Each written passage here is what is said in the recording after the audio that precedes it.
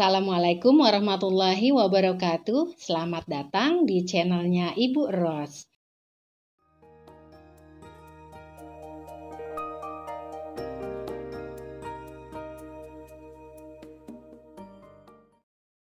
Di video kali ini, Ibu akan membahas masalah kewirausahaan. Perlu diketahui, kewirausahaan itu adalah wira dan usaha. Wira adalah pejuang, wirausaha adalah orang-orang yang mau membuka usaha. Jadi kesimpulannya, kewirausahaan adalah orang-orang yang mau membuka usaha dengan penuh perjuangan. Ada 3 pertanyaan yang sering ditanyakan oleh teman-teman kalian, teman-teman SMK ya, pelajar SMK. Yang pertama adalah, mengapa ilmu dan wawasan kewirausahaan harus dipelajari oleh seorang pelajar SMK? Yang kedua, bagaimana memulai usaha sendiri dengan modal dan fasilitas yang terbatas? Pertanyaan yang ketiga, bagaimana strategi omset meningkat seiring dengan ketatnya persaingan? Ini ada 3. Oke, akan Ibu jawab. Jadi ada tuh teman kalian yang nanya, Bu, kenapa sih siswa SMK itu harus belajar kewirausahaan? Jadi begini ya, Indonesia itu mempunyai masyarakat yang banyak. Tahun 2019 jumlah penduduk Indonesia saja sudah 267 juta jiwa. Nah, kemudian diprediksi tahun 2020 masyarakat Indonesia akan bertambah lagi jumlahnya, kurang lebih 269,6 juta jiwa. Ini belum di akhir 2020 ya, kita masih di bulan Juli. Jadi itu merupakan peluang usaha dengan begitu banyaknya masyarakat yang memiliki kebutuhan yang bermacam-macam. Harapannya adalah lulusan SMK kelak bisa meningkatkan derajat kemakmuran masyarakat luas. Pertanyaan yang kedua, Bu, bagaimana Bu, apa dengan modal yang terbatas, apakah bisa berwirausaha begitu ya? Bu, kalau saya siswa SMK, bisa nggak saya punya usaha seperti itu? Jawabannya adalah bisa. Ya, yang pertama adalah pola pikir. Jadi yang pertama pola pikir entrepreneur. Jadi jiwa wirausahanya harus ada dulu. Apa sih jiwa wirausaha? Pantang menyerah, mau menambah ilmu, nambah wawasan, nambah pergaulan. Apa sih dicari-cari peluang usaha yang cocok untuk dirinya. Biasanya tadinya hobi misalnya hobi ikan, kemudian koleksi ikan hias umpamanya. Karena hobinya tersebut bisa jadi peluang usaha, bisa menjual ikan-ikan hias umpamanya seperti itu.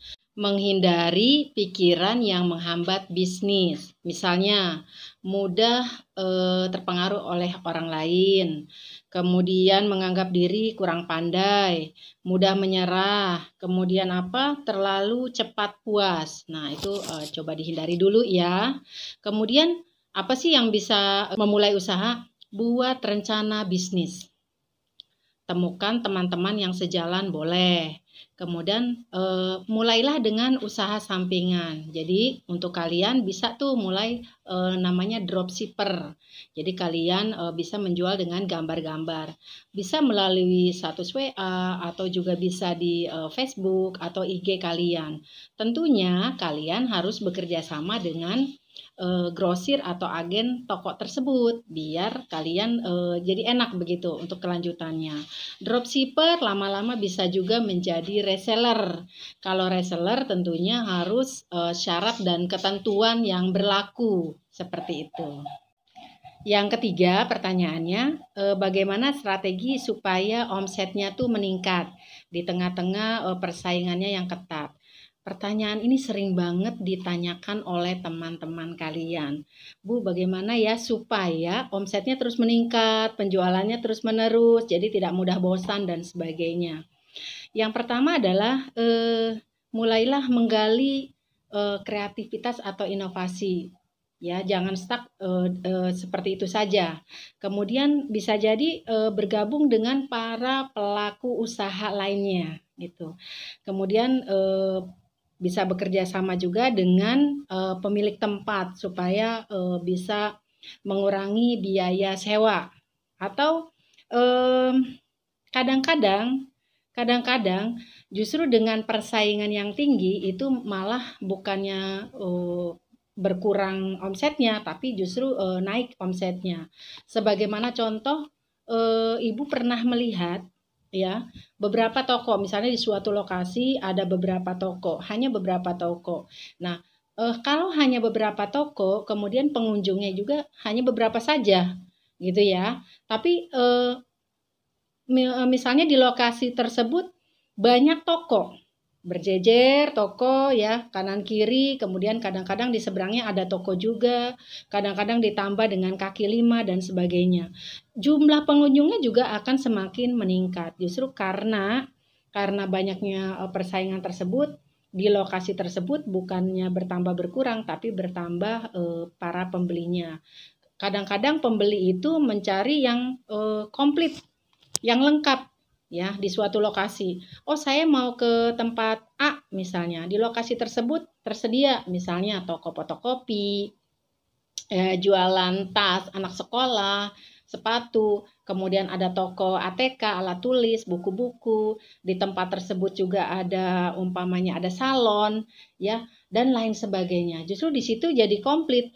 Orang-orang akan datang di tempat-tempat yang lengkap kebutuhannya seperti itu. Kemudian ada lagi cari mitra usaha. Nah, memang seorang wirausaha itu harus tantangan ya. Jadi jangan stuck. Jadi kalau ada ini langsung ini cepat begitu. Mengikuti perkembangan zaman dan tahu tren. Trennya sekarang apa? Jadi harus bisa mengikuti juga ya. Kemudian ada lagi ciptakanlah konsumen yang loyal. Ya, kadang-kadang begini, masyarakat itu tidak mencari yang kalau sudah cocok gitu ya, masyarakat sudah cocok dengan suatu produk di toko ini misalnya. Dia akan ke situ-situ lagi udah. Ya, tokonya komplit, harganya terjangkau, pelayanannya ramah atau jujur misalnya ya. Jadi ketika misalnya barang yang dijualnya rusak, mereka memberitahu gitu. Oh, ini ada kerusakan sedikit. Harganya bisa berkurang, kalau mau silahkan, enggak ya tidak apa-apa, umpamanya seperti itu. Jadi pembeli juga tidak jauh-jauh, biasanya akan kembali lagi. Demikianlah jawaban dari pertanyaan tersebut. Jangan lupa di like, komen jika kalian mau bertanya lagi ya, dan di subscribe. Terima kasih. Wassalamualaikum warahmatullahi wabarakatuh.